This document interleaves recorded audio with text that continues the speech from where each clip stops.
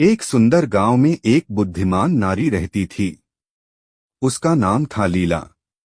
वह गांव की सभी समस्याओं का समाधान निकालती थी और लोगों की मदद करती थी। गांव के लोग उसे बहुत सम्मान देते थे। एक दिन गांव में एक प्रसिद्ध ऋषि आए। उनका नाम था आनंद। ऋषि ने गांव में शांति और प्रसन्नता देखकर लीला की प्रशंसा की। उन्होंने कहा, हे लीला, तुमने इस गांव को बहुत खुशहाल बनाया है। तुम्हारी बुद्धि और करुणा से लोग बहुत लाभान्वित हुए हैं।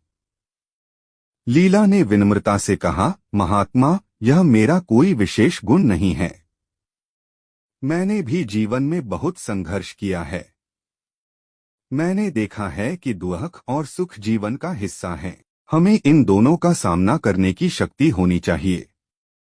ऋषि ने कहा, तुम्हारी बात सही है लीला। जीवन में उतार चढ़ाव आते रहते हैं। महत्वपूर्ण यह है कि हम इन परिस्थितियों से कैसे निपटते हैं।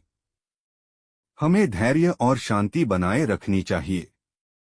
लीला ने पूछा, महात्मा, आप जीवन में क्या सीखे हैं? ऋषि ने मुस्कुराते हुए कहा, मैंने सीखा है कि क्रोध और लोभ मन को अंधा बना देते हैं।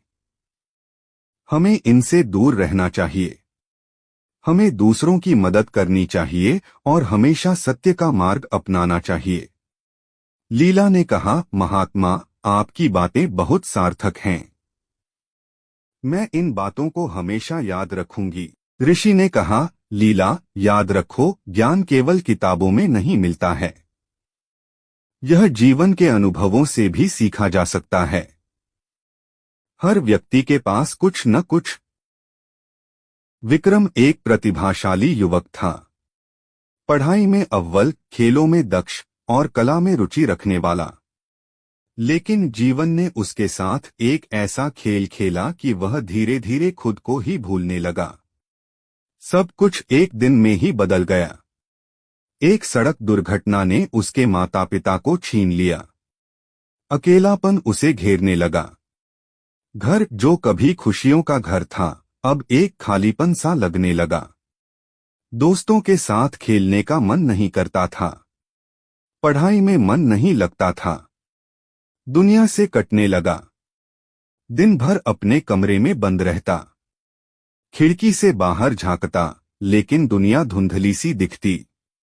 लोग आते जाते, हंसते खेलते, लेकिन उसके लिए सब कुछ बेजान सा लगता। खाने पीने में भी रुचि नहीं रही। शरीर दुर्बल